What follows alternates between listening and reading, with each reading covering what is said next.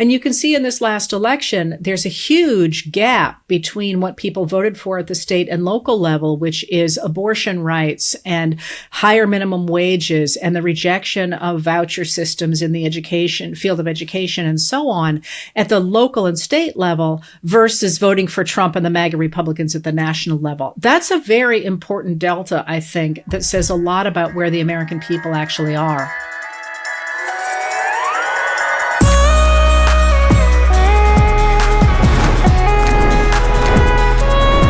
Welcome to Assembly Required with Stacey Abrams from Crooked Media. I'm your host, Stacey Abrams. We are recording this on November 11th, 6 days after Election Day. What we know is that Republicans will control the White House and the U.S. Senate. The leadership of the House of Representatives is still being tallied, so we'll keep you posted. We also know that reactions continue to swirl and percolate, and I'm sure at this point you've heard plenty of theories about who or what is to blame. You know, at the end of the day, the economy, inflation, it affects everyone's lives. You're paying double for food. Too many Americans just don't believe that the system works for them. And they're not wrong.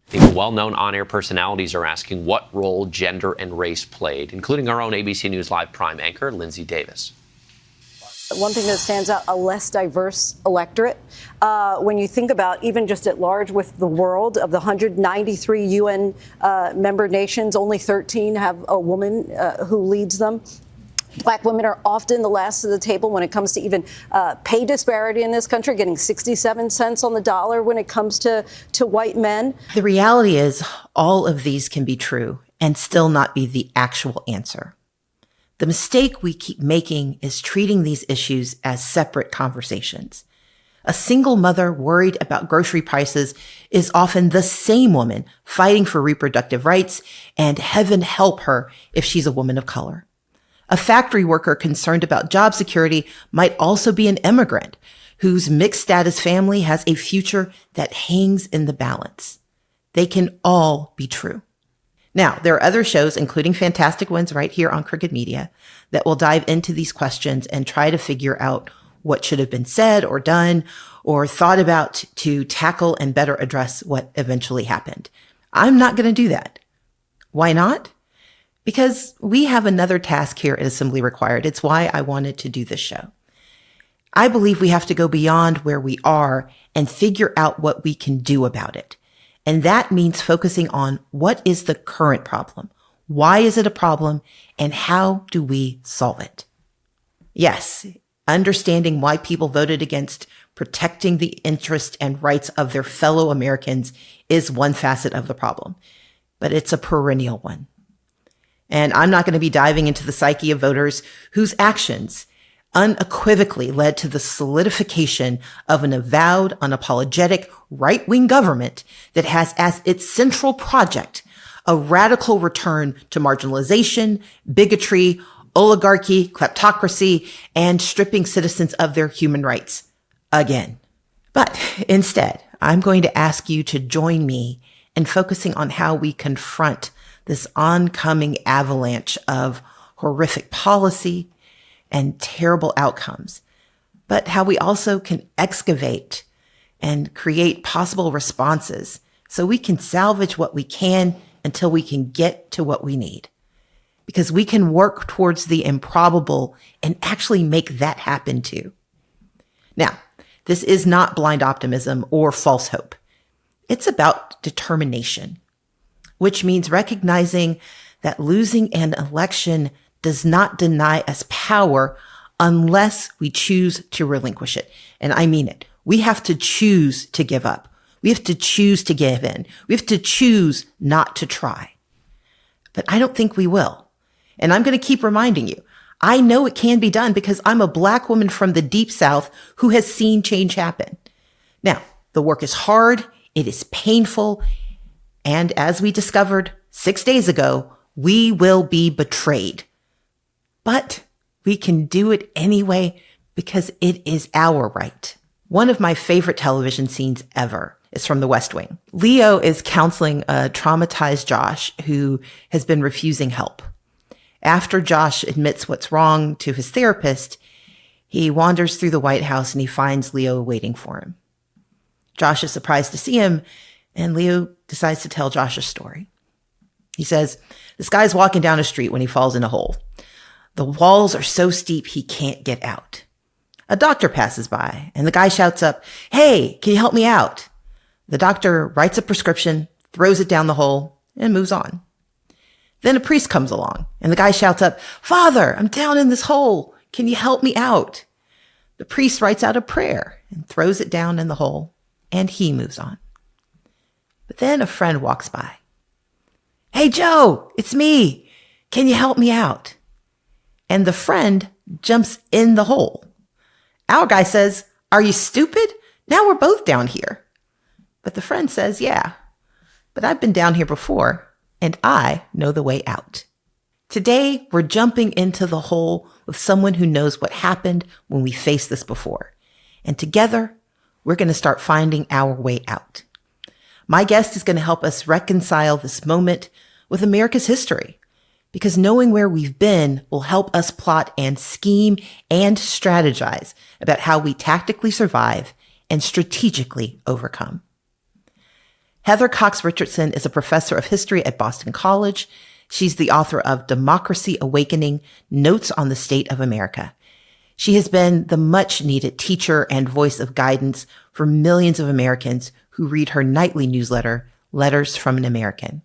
We're so lucky that she's joining us today after the break. Heather Cox Richardson, thank you so much for being here.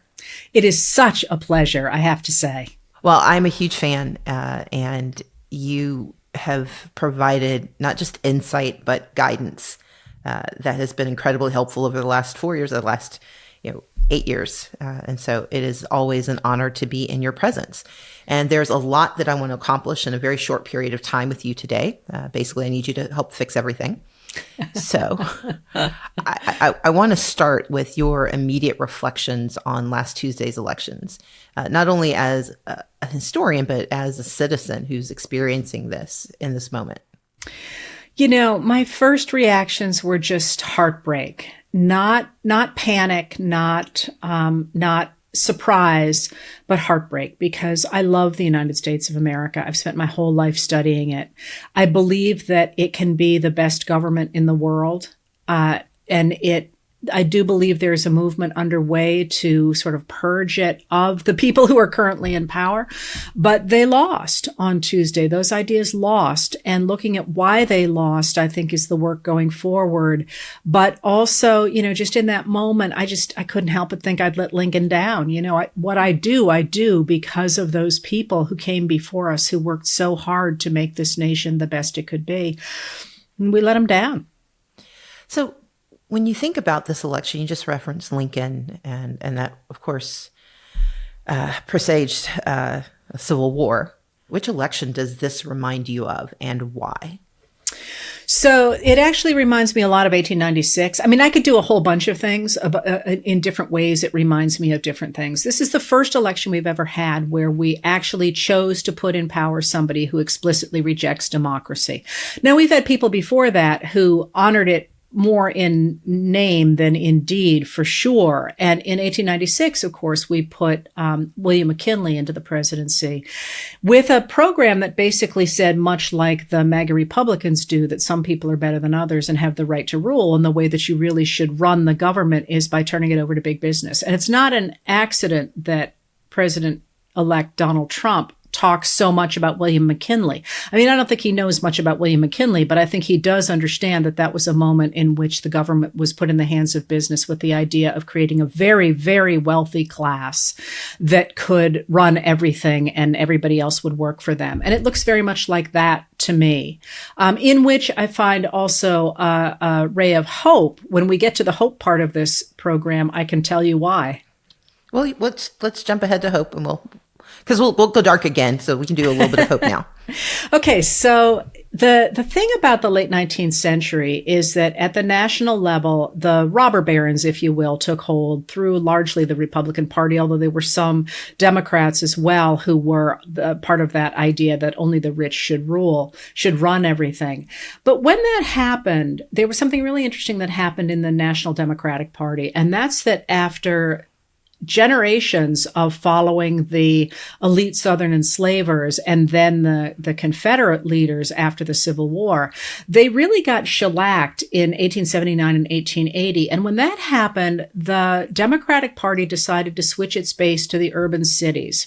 And when they did that, when they switched to the urban cities, primarily in New York under Tammany Hall, after Tammany Hall had ceased to be corrupt, what they tended to do was to put in place governments that were progressive, that tried to take care of the community, that desegregated the New York City police force, for example, that took women seriously and tried to integrate them into the body politic.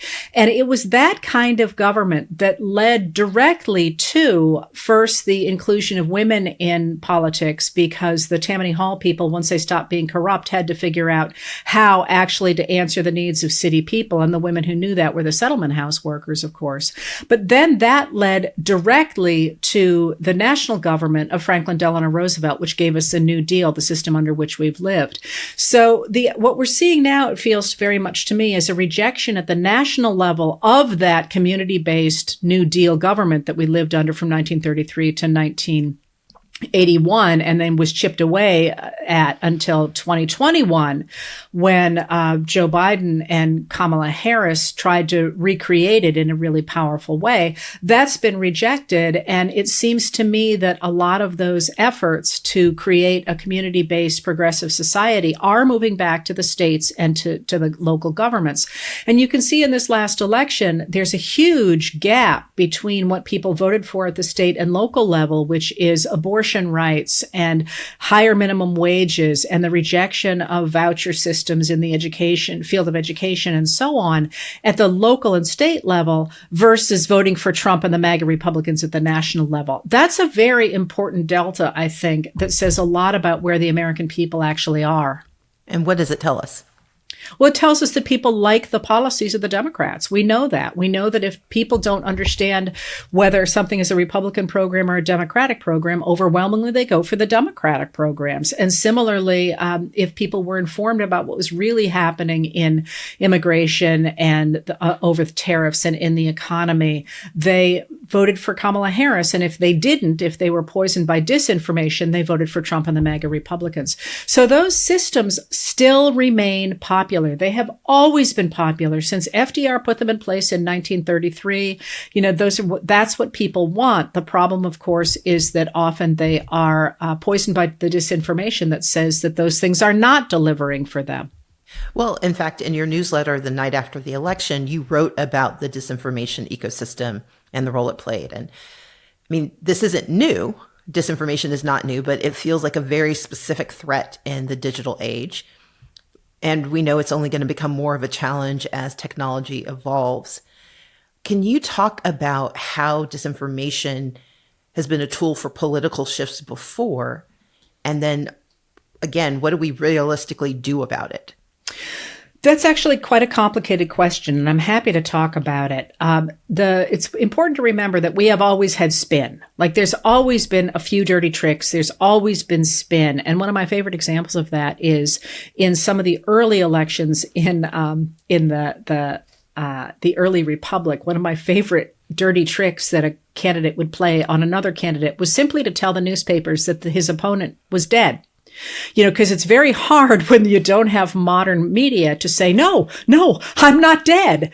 So that was, we've always had that kind of spin and lies. There's always an element of that for sure. But there's something, I often say to people that I'm really happy studying American history up until the 1920s, because even if you don't like some of the characters, you can respect that they are acting honestly, as in they are advancing the arguments that they truly believe. But that changes in the post-war period. And it changes in the post-war period after you get this introduction of the New Deal government, and then it becomes the middle way government under Eisenhower. The idea of a government that regulates business and protects a basic social safety net and promotes infrastructure and protects civil rights. Those things are popular. And the people who want to destroy that, initially at first, largely businessmen, but also bringing into that coalition the Dixiecrats, the Southern racist Democrats, and the religious traditionalists who want to restore the idea of a patriarchal society in which women especially, but also people of color, answer to the needs of white men. They recognize that when they keep going in front of voters and saying, we need to get rid of this government, we need to go back to the 1920s, people are looking at them and saying, what are you talking about? I have a house, I have a car, I have a union job, I got 4 kids. Why on earth would I want to go back to a world in which I was living in a packing box and didn't have any money? So what they do quite deliberately is they begin to lie, essentially. And this starts in the 1950s, the idea that you have to feed people a narrative that can skew the way they vote that does not reflect reality. And you can see this quite deliberately in the work, for example, of William F. Buckley Jr., who talks about doing this in God and Man at Yale in his 1951 book and does it there. Similarly, in his 1954 book, on McCarthy, the name of which is escaping me right now. McCarthy and His Enemies. There we go. You see him saying we really need to just advance this narrative to get people on our side. And we need to get rid of this idea that people should be able to exercise academic freedom. The subtitle of God and Man at Yale was The Superstition of Academic Freedom, because you don't want people to be able to contemplate a world without God, for example, doing the ordering of society. And you don't want people to be able to think about a world in which there is not an economic system based in the idea of markets that enable people to monopolize a lot of wealth.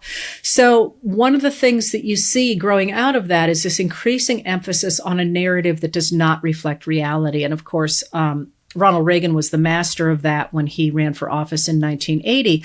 But that got more and more stoked, first with the introduction of talk radio in the mid-1980s after the end of the Fairness Doctrine, and then by the middle of the 90s with the establishment of the Fox News channel, which was never news. It was always an entertainment channel, but people thought it was news until you get to the place where we are now, which I think beginning really in 2015, we supercharged that disinformation system because it became reflected in this idea that is articulated out of Russia by Russian political theorists, that you can get people to vote away a democracy if you create a disinformation world that will enable them to react to a false world rather than a real one. And we saw that in 2015 and 2016 with Cambridge Analytica and the way they salted throughout social media this false vision of the world. And that's really never gone away. And one of the things that you see now, I'm not one of the people who says that those of us in the reality-based community can never reclaim that community. But there is no doubt in my mind that we have to go where the people are and talk to actual people about the world. So it's not Joe Rogan, for example, operating without any kind of counter narrative, but that in fact we are able to meet the needs of people for reality every place that they are. So how do we do that? I mean, we live in a world right now where the right has weaponized history. They have intentionally erased parts of the American story. Textbooks are being altered. Certain books are being banned, and there are communities, and to your point, there are intellectual frames of inquiry that are being attacked and banished. And so how do those of us in the reality-based space, how do we reclaim it from those who not only traffic in disinformation, but grow powerful because of how easily it's consumed? What's our instruction? What do we do? Well, just one of my pet peeves about the way we talk about the ways in which MAGA Republicans are altering history is that we tend to look at the stories that are being excluded from our national narrative, and that's crucially important. If you look at the curricula that the social studies curricula, not just history curricula, that Florida Governor Ron DeSantis tried to put in place, or some of the curriculum from Oklahoma, what you see is the erasure of, Black Americans, but overwhelmingly as well Asian Americans and Indigenous Americans who simply really disappear, which is sort of astonishing if you think about the two states I just identified. But while that's really important, if you read that curriculum, what you find is really missing is agency. There is an utter erasure of the idea that we should teach our young people that they have agency to change the world. And that's a really, really important piece. So the other thing that I would say in terms of how do we get these messages out, I mean, one of the places that people who care about progress have been slow to show up is in social media. So if you look, as I have been looking today, at how people get their media versus how they vote, you will see that if people read newspapers, they are overwhelmingly voting for Democrats. And similarly, if you get all your news from TikTok and especially from YouTube, you tend to vote Republican. And if you think about it, the entry of people who are reality based, and I'm not, people talk about Democrats being on the left. And I got to tell you, the current day Democrats are to the right of Dwight D. Eisenhower, who was a Republican. So this is very much a center, and I would even say a center-right party. We don't have an operative left in the political sphere in this moment. But the people who are interested in a reality-based community really have only entered YouTube recently. There's some for sure, but if you look at the ubiquity of the right-wing podcasters over there, they really have had a monopoly. And similarly on TikTok, and similarly in those spaces, there is far more right-wing matter than there is reality-based matter. And I think that's just a question of showing up and being there. That being said, the other really important piece of what I think we're seeing is local media, which has been decimated in the last generation or so and has been replaced by right-wing media like Sinclair.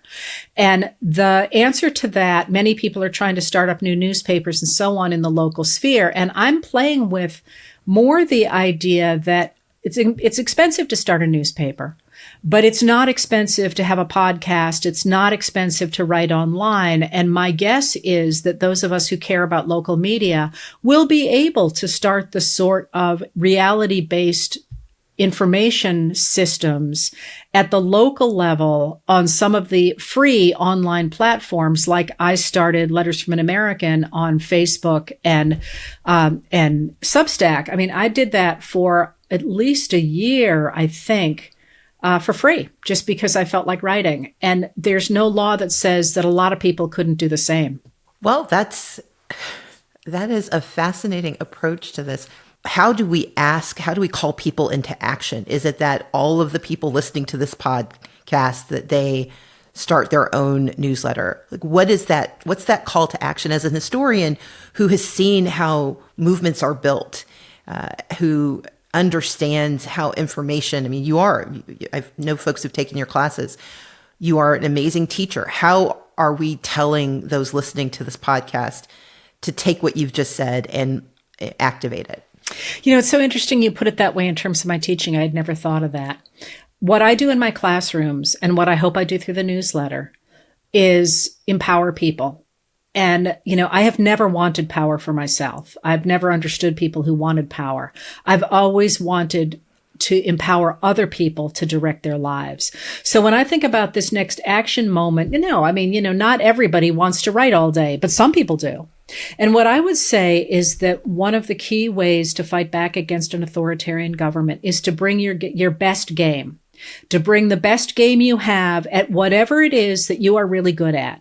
Because that kind of contribution to a society, whether it's organizing a car wash for the kids at the high school to raise money for a soccer field, or whether it's helping people at the nursing home, or whether it's being a lawyer who can fight immigration cases, whatever you are good at, to bring that to a community and to build a community, a supportive community that makes the best of the people in it and the work within it gives them joy, is the way that you bring down an authoritarian, because they feed on fear and distrust and anger. And to the degree to which you can say, no, that does not have a home here.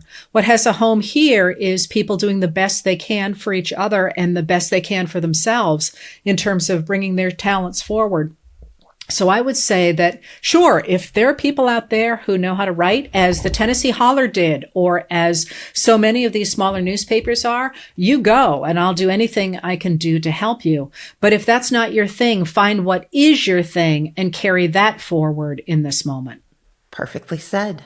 So I'm going to shift gears because you flagged one of the most jarring parts of this election and the most imminent danger that seems to be eliding those who voted. The notion that democracy itself is in danger did not sway 51% of American voters. And you and I first met during a conversation about voter suppression, voter access, and of course, you've written very eloquently on the fragility of our political infrastructure. Why didn't the message work? Do you know, honestly, I think the answer to that, and I hear this all the time, I think the answer to that is because the system has worked so well since the 1940s that people believe it's always going to be there. And by that, I mean that for most of the history of our time since World War II, the two parties have jockeyed about to what degree we should regulate business, to what degree we should have a basic social safety net, to what degree we should work on infrastructure, and to what degree we should support civil rights. But they have agreed on that framework. And I don't think Americans have any concept that that framework can go away. You know, one of the things that I used to hear all the time was, oh, they'll never come for Social Security. That's here. That's never going anywhere. And I would sit there and say, read the Republican study group. It's there. And they're like, oh, that's just Democratic scare tactics. And, you know, I think that there's an awful lot of things that Americans thought would always be there. And so they never really bothered to learn how they work. You know, NATO is another thing. You know, there are many ways in which the post-World War II guardrails of world order did not work. But, and there's plenty of room to criticize them. And obviously the Biden administration reordered them in, I think, some pretty profound ways, although it got almost no press. Important ways that I think would have and will continue to do good if they're left in place. I have no more hope that they will be left in place. But as somebody said to me recently, if you don't think you like the world order that the United States and Europe put in place, just wait till you try the world order that Russia and China are going to put in place. Because under that system, if, for example, China decides it just wants to break the United States of America's supply chains for a year or so, they can do it. And that's, I think, a reality that most Americans just cannot imagine happening. But it's there. One of the ways this election is analogous to, but not identical to, is that it reminds me of Nixon v. Humphrey, when a sitting president didn't stand for re-election and Nixon employed his Southern strategy. Then there's Ronald Reagan, 44 years ago, when he launched his campaign at the Neshoba County Fair, where civil rights activists were murdered. And then you have Trump, who galvanized populations by not only leaning into these divisive tropes and demagoguery, but also really up the ante by repealing access to human rights for women in his last go-round. One of the subtexts to all three of these is this idea of states' rights. And going back to your point about the difference in how people voted locally versus on the federal level, can you explain the concept of states' rights in current terms? And I'd love to just hear your thoughts about the implications in this moment. So the way in which you just characterize states' rights is very much a holdover from the pre-Civil War years in the American South. And that, of course, is overturned by the federal government, Republicans in the federal government, incidentally, in 1868 with the addition of the 14th Amendment to the Constitution. And what that amendment does is it says that the federal government will guarantee that state governments cannot discriminate against people within their borders, against citizens in their borders. That's hugely important, and it's really not honored for the rest of the 19th century. But in the 1950s, after World War II, the Supreme Court began to use the 14th Amendment to override state laws that were discriminating against Americans, first against brown Americans, then black Americans, and then, of course, against women, especially in the Roe v. Wade decision of 1973.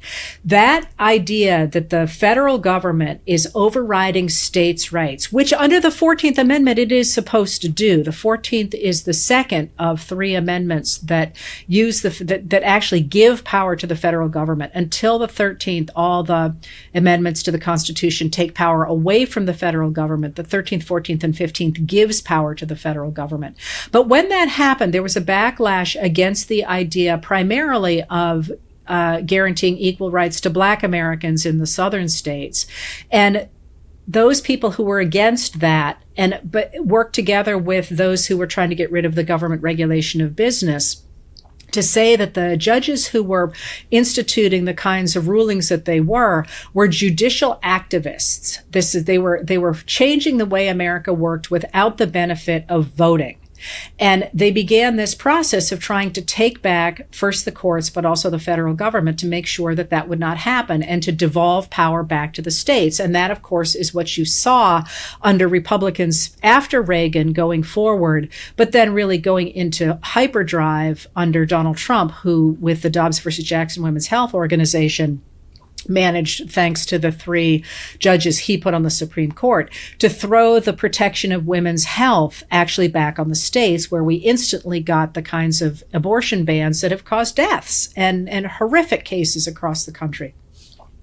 This moment is really interesting, though, because they have gone so far that the states that want to protect equal rights are pushing back and saying, no, in fact, we want to continue for people in our state to have health care, for example, or to make sure that you don't have concealed carry of weapons all over our state, or that you have good education, or that we have business regulation. And again, one of the things about our federal system is now our states, California, Illinois, Massachusetts, are the three that, New York are the three that spring to mind right now, are places where the state governments are saying, we're not going to let you take your reactionary federalism into our society. We're going to push back against that. And it's a reversal.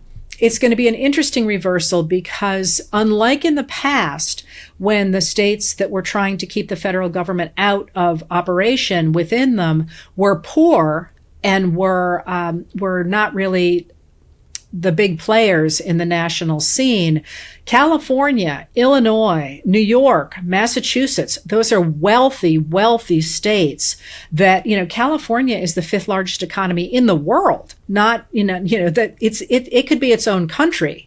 So the fact that it is saying it's going to stand against the federal government in these specific places is, it's a real reversal. And it's going to be interesting to see if the MAGA Republicans can convince their supporters to put up with troops going into the blue states that are standing against MAGA Republicans, when their whole idea has been that they don't want to have a federal government that overreaches. This has been an extraordinary conversation, and you've done exactly what I wanted you to do.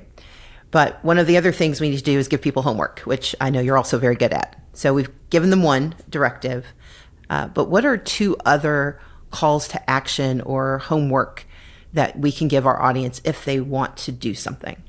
Well, first of all, I mean it about moving forward with what you do best and doing it with joy. Second is, do not do it alone. This is a moment for communities. This is the moment when you push back against the fear and the isolation with your friends. And that the rebuilding of community is incredibly important. And I don't just mean with your next door neighbor, although that's important as well. Online communities matter. One of the things that we tend to downplay is the idea of online communities.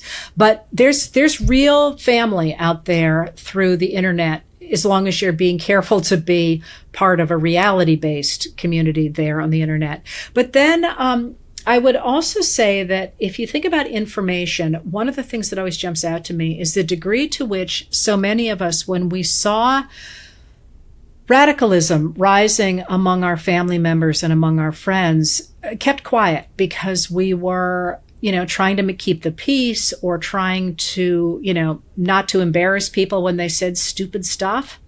that moment is past. It's really time, if we talk about the spread of information, to push back against the lies and to say, no, that's not really what happened. This is what happened. And to get your sources from, or get your information from sources that are verifiable fact. And that, the way you know, I'm an idealist. And by that, I don't mean, I always joke and say, it doesn't mean I can hunt ducks with a rake. What it means is that I believe you change society by changing ideas. And the way you change ideas is you change the public conversation. And stepping back and keeping your mouth shut right now is absolutely not the way to change the public conversation. Remember that in this election, as I say, the policies that won were common sense policies that were embraced by the Democrats at the state and local levels. But the MAGA Republicans who won at the national level won by an extraordinarily thin slice of the electorate. You know, they're going to say it's a landslide. They're going to say it's a mandate. This is not a landslide. This is not a great statement about the direction that the United States people want to go. It's a statement about our government and the need to reassert those values that I hope, and I actually believe, the majority of us embrace. Heather, I'm going to ask you to indulge me for one more minute. We have some audience questions, and I'd love to have you help me answer the first one before I let you go.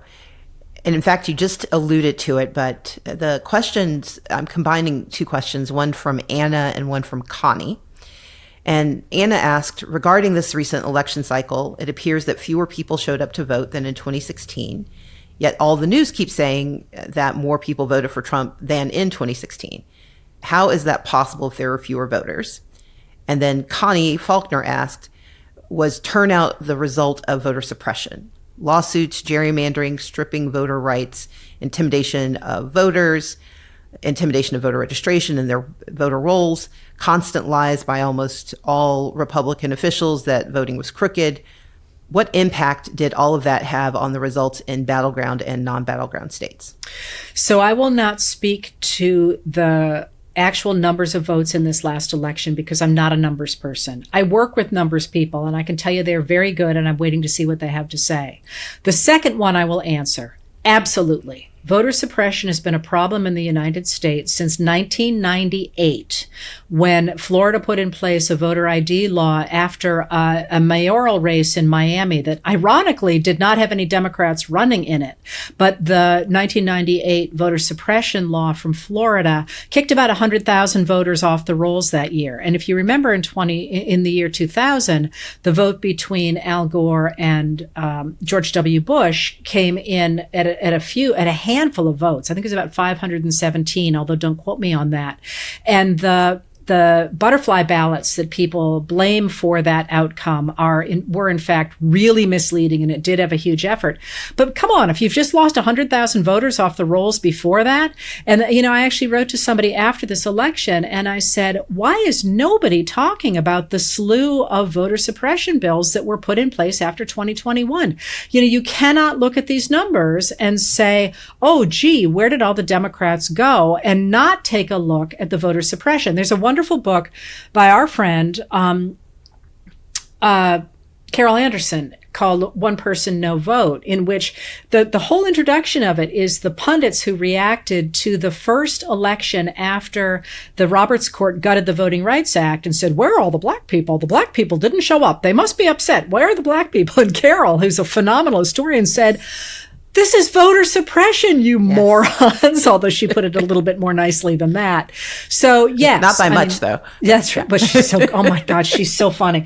But yeah, that's a huge thing. And actually, that's one of the directions that it feels to me like we could be going, that this is certainly what people like Peter Thiel and Elon Musk and I mean, I could go down a whole list of people have talked about, is they really, really want to get rid of voting. And this is not just getting rid of minority, racial, and ethnic voting and women voting. This is getting rid of all the people that they do not consider to be worthy of having a voice in the body politic voting. And this, too, we have seen before. And after Mississippi put in place a new Constitution in 1890 that cut Black Americans out of the vote in a number of different ways. Every single state in the Union, with the exception of Massachusetts, rewrote their state constitutions largely in ways that threw out poor voting. And that was not only poor Black Americans, but also poor white Americans whose numbers dropped out of the rolls in high numbers. And that's actually, I think, very reflective of where we are today. Well, Heather, you have been an extraordinary guest. You are a remarkable American citizen who helps us stay grounded every night and wake up every morning recommitted to our democracy. So thank you so much for joining us here on Assembly Required. Well, thank you for having me anytime. It's always a pleasure. Once again, we are so grateful to Heather Cox Richardson. But we have a few more questions I want to answer. There's a question from Emily Drake. She writes, "Thank you for making this podcast. I listen every week and it really makes a difference to me. Thank you. When Trump won in 2016, I met my sisters and my mother in DC for the Women's March. And my biggest takeaway from that experience was from listening to America Ferrera speak that day. Her speech was so moving, and her directive to white women like me was to follow women of color, because whatever this country needs, the women of color know it truly. So that's what I do. I follow you and others, and I try to use my privilege as best I can for good. So I guess my question to you is, how can I best help this movement to go forward? I know there are a great many ways, but any advice would be greatly appreciated."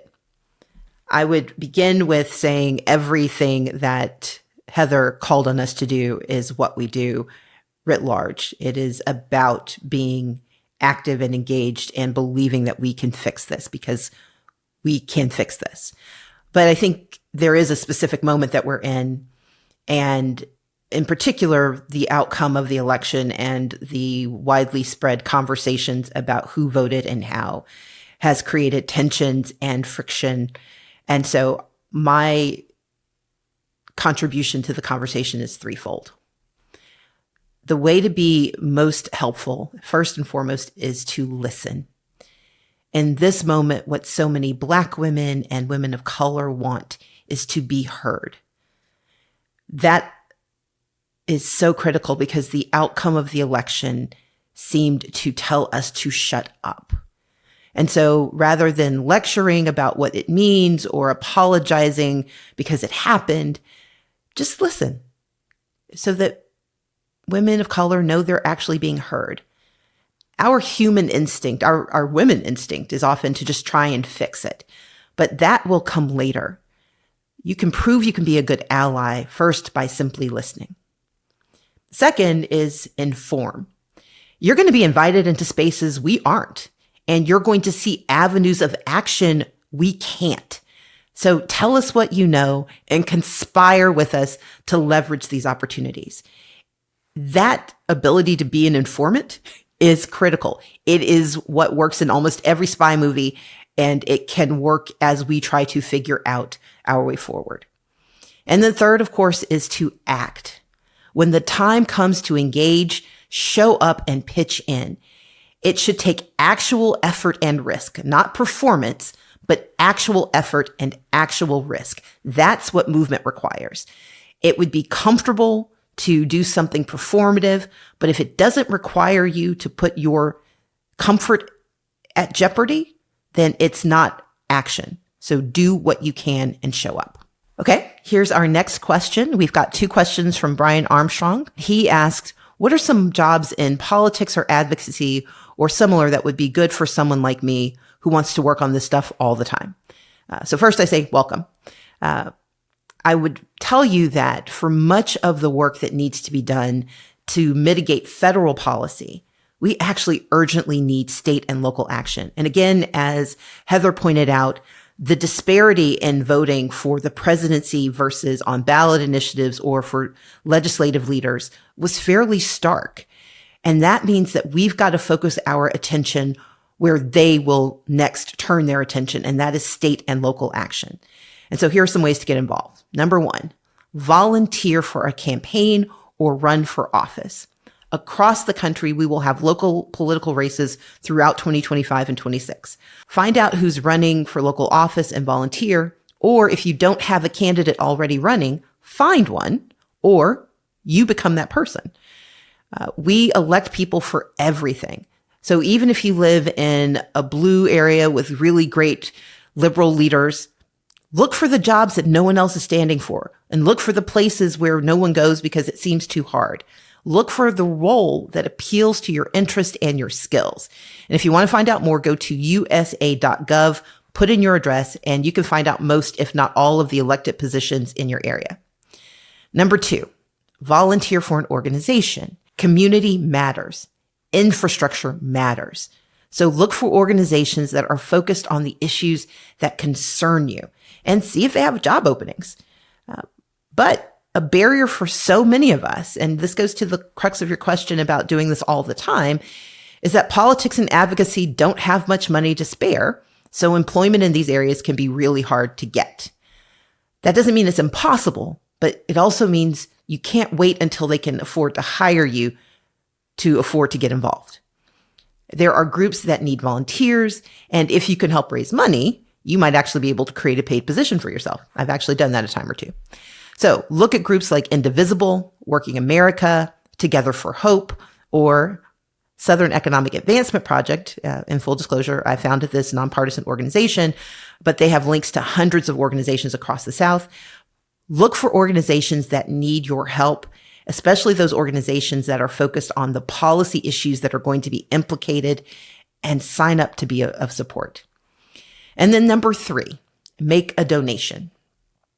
You're giving of your time, but we've got to give of our treasure. The other side is always willing to invest. And here's the thing. It is a self-fulfilling prophecy that if we don't invest in the organizations or the candidates that we need, they are underfunded and we get what we get. Ignore the numbers that we hear about at the federal level. We are focusing on state and local action, and that's where the money is needed the most, and it's where it can go the furthest. But investing doesn't mean you have to give 5 or 6 figures. Give what matters to you to get what matters to you. Make sure you put your money in. We are in this and we can get this done. And then the last question is, do you have any outside the box ideas or ideas that may require some assembly to get out there and speak up? Is there room for another podcast or YouTube show? Okay, as Heather just laid out, I think extraordinarily well, we have to flood the zone. We are fighting a war of attrition when it comes to truth. I love the fact that she referred to this as a reality-based assignment. We are the ones who have to tell the truth. So when you're doing this, when you are starting your new podcast, when you're creating that YouTube show, we all want to be successful. That's part of who we are. But we can't do it hoping that's the only outcome. So we have to start doing things for good. And if we are lucky, if more happens, fantastic. But as Heather described, sometimes we just got to get it out there. We've got to be out there doing it to tell the truth, to reclaim our capacity to remain in this country as a democracy, because we are facing authoritarian regimes that do not intend to stop.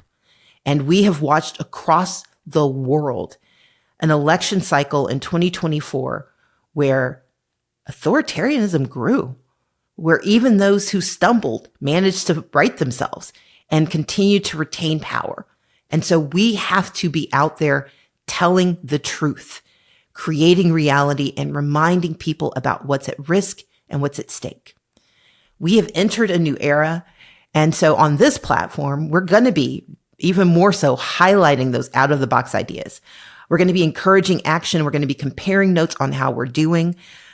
This is a new world, and we intend to step into it in this campaign of making the world better. And so we invite you to stay with us. Make sure you subscribe on your podcast app and on YouTube. Share this with your community, and know that when you find your new podcast, when you create your new show, let us know about it, because we're going to build this new reality together. Each week, we want to leave the audience with a new way to act against what can feel inevitable, an opportunity to make a difference and a way to get involved, or just to get started on working on a solution, in a segment we like to call our Toolkit. At Assembly Required, we encourage the audience to be curious, solve problems, and do good. Right now, I know it can feel hard to pick up after a devastating defeat and immediately start doing, especially because we're in this waiting period before Trump's inauguration with a countdown clock for his policies to begin doing damage slowly ticking. So, my recommendations this week are going to be a little different. You can still start with being curious, but it's okay if that comes in the form of taking a walk and observing the space around you, or reading something not on the internet, or binge watching a good show guaranteed to make you laugh. I'd recommend, for reading purposes, What You Are Looking For Is in the Library by Michiko Aoyama, or The Dead Cat Tail Assassins by P. Jelly Clark. I'm also rewatching the entirety of Brooklyn Nine-Nine. As for doing good and solving problems, we'll be spending more time on action items in the weeks ahead.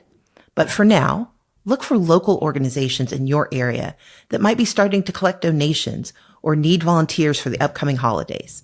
Visit unitedway.org to get started. Remember, it's the smallest gestures that can build community and remind us why there's work worth doing. If you want to tell us what you've learned and solved, send us an email at assemblyrequired@crooked.com or leave us a voicemail, and you and your questions and comments might be featured on the pod. Our number is 213-293-9509. That wraps up this episode of Assembly Required with Stacey Abrams. Meet you here next week.